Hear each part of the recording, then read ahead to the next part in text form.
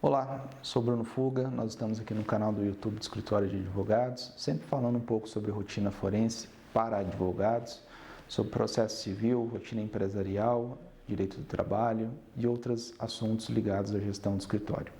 E o assunto hoje é um pouco doutrinário, ligado especificamente ao processo civil e ao sistema de precedentes. Tem um livro sobre superação de precedentes. Eu trato em alguns momentos sobre isso, não especificamente sobre isso, mas é uma coisa que tem me preocupado sobre os critérios de superação. Eu falo um pouco sobre a superação, sobre o possível engessamento do direito, mas o que eu queria trazer aqui hoje é quais são eventuais critérios para análise de uma superação de precedentes. O Código, no artigo 927, parágrafo 2º, não traz os critérios dessa superação. Quais são os critérios?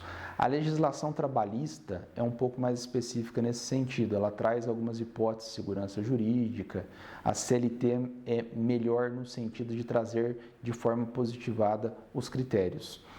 O projeto do Código, não o vigente hoje, chegou a ter dentro de um dos artigos alguns critérios, não totalmente critérios completos, mas alguns indicativos de segurança jurídica, quando fosse necessário nós termos uma superação de precedentes. Apanhando todos esses critérios, apanhando um pouco sobre o Common Law, um pouco sobre o controle concentrado, a CLT, a LINDB, eu vou fazer um apanhado geral aqui no meu entendimento do que seriam os critérios necessários para se ter uma superação e, se tivesse uma superação de precedente, o que deveria ser analisado.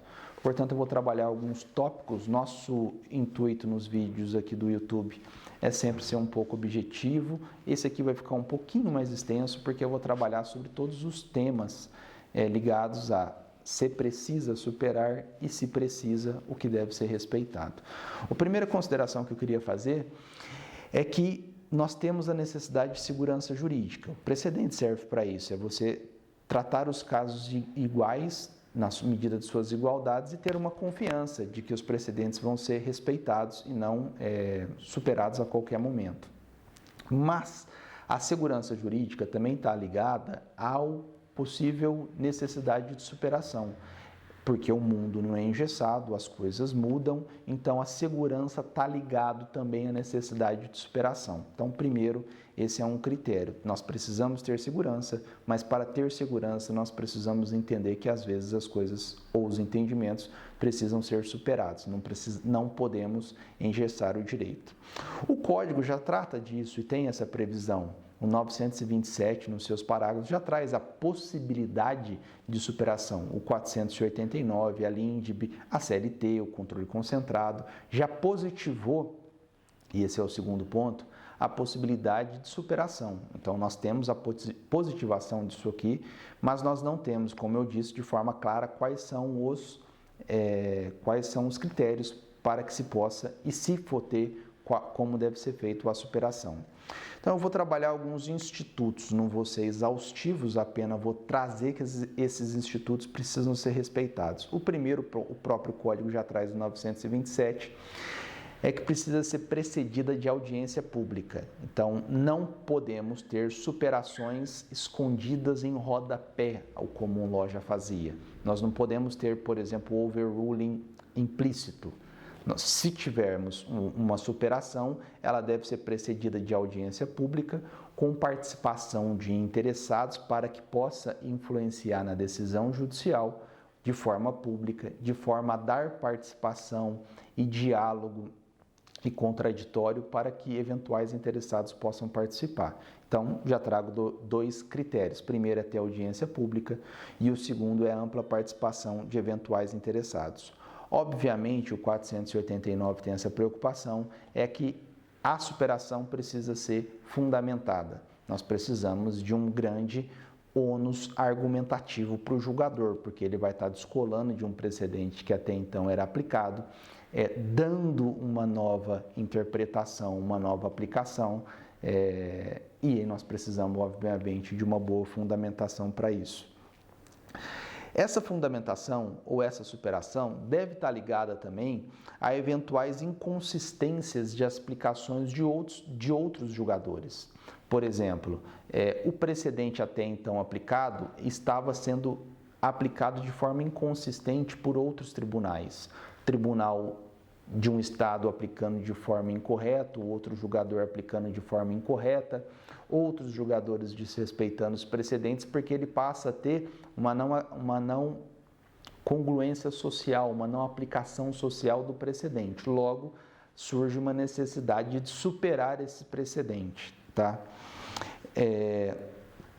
Outro critério, os julgadores não podem deixar de aplicar os seus precedentes ao seu bel prazer. Precisa ter uma necessidade social, econômica, mundial, para que o precedente até então aplicado precise ser alterado. Mas não pode ser por mudança de membros das turmas, das cortes superiores ou dos tribunais, e também não pode ser ao bel prazer dos julgadores. E aí nós não estaríamos superando por uma necessidade social, e sim por outros motivos que não são necessários ou interessantes para o direito. Então, resumindo, não pode ser ao critério bel prazer dos julgadores e não poderia ser também uma superação pela mudança dos membros das cortes superiores, porque nós estaríamos mudando não por uma necessidade social, mas sim por uma casuística, e isso seria perigoso. A professora Teresa Rudalvin traz um critério bem pertinente e interessante que eu ponho aqui, que seria o ambiente decisional.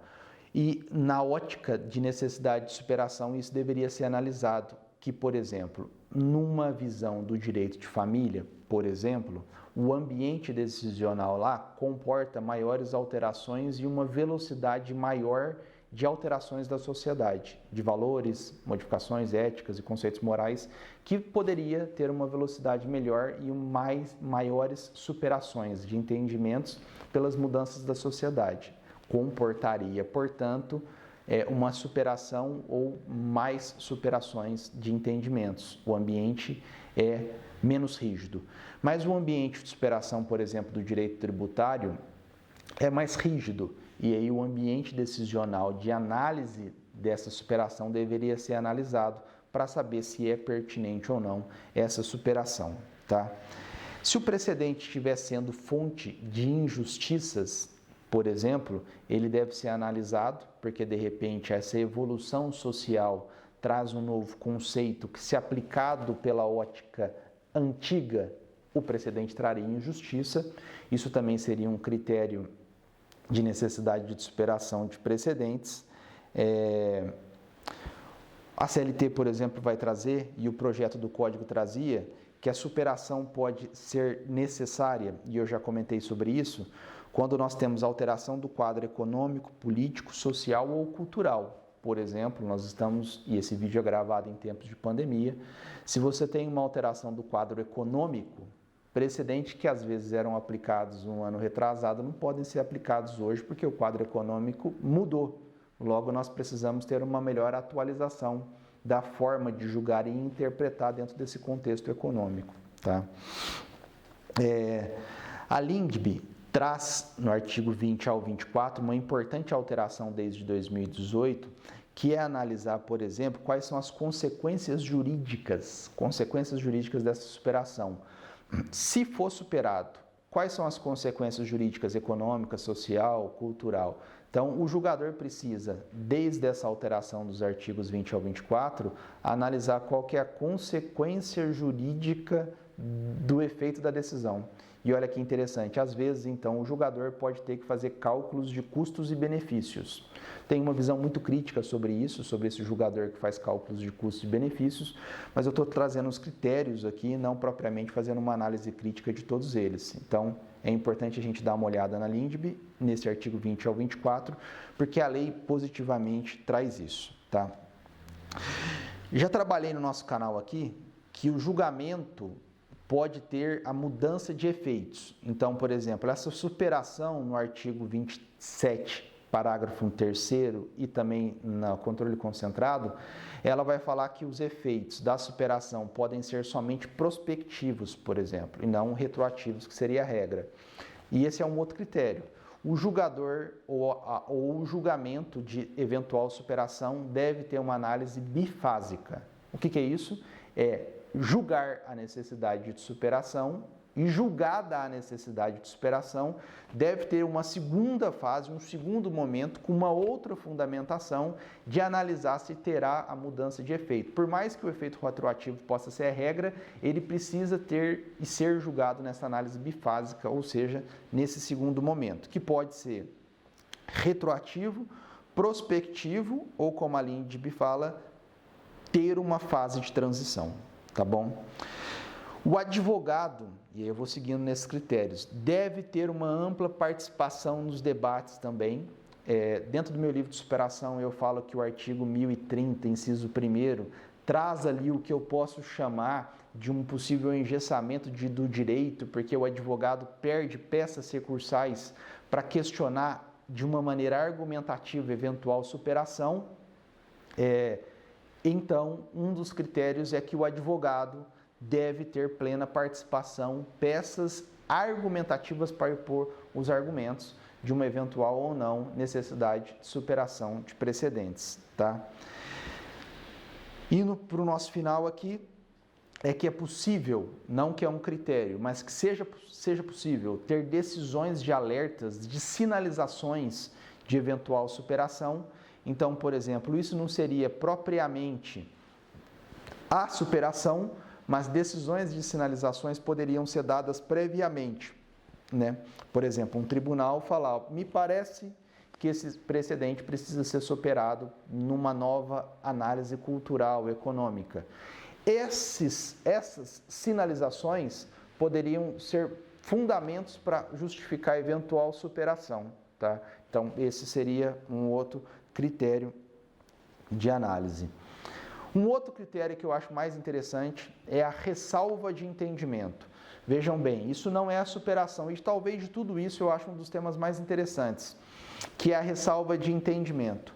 Ou seja, o tribunal ou o juiz de primeira instância segue o precedente, dizendo que está seguindo porque esse é o precedente a ser aplicado, mas ele cria uma ressalva. Vejam bem, não é que ele desobedece o precedente, é que ele cria uma ressalva. Deveria ser superado. Ou eu não concordo, eu julgador ou eu tribunal, nós não concordamos com esse precedente, e você faz uma fundamentação analítica com grande ônus argumentativo, dizendo que há uma ressalva. Por que a ressalva é interessante? Porque quanto mais ressalvas de entendimento, corrobora, reforça o entendimento futuro que ele precisa ser alterado. Ou seja, na eventual necessidade de superação, no passado você vai identificar diversas ressalvas de entendimento. Então, o julgador deve se portar de uma maneira de que, se ele não concorda com aquele precedente, que faça a ressalva de entendimento, mesmo que ele respeite o precedente, mas para que dê sustentação nos julgamentos futuros de dizer que, de fato, aquele julgamento ou aquele precedente está descolado da realidade social, tá? A superação, como eu já falei, deve ser explícita, nós não podemos ter uma superação implícita, uma superação em notas de rodapé, até porque nós temos a necessidade de audiência pública. E, por fim, para terminar o assunto aqui, a superação pode ser total ou parcial, sempre expressa, sempre com todos esses critérios, mas, obviamente, a superação pode ser total na sua totalidade, ou ela pode ser parcial, respeitando aspectos dos precedentes, mas parcialmente ele sendo superado.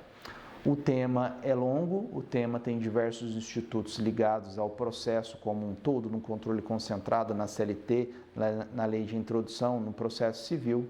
Espero ter debatido ou exposto um tema, não que possa ser exaustivo, mas que possa causar para o ouvinte, o advogado, o estudante, um interesse em estudar o tema e se aprofundar melhor, tá bom?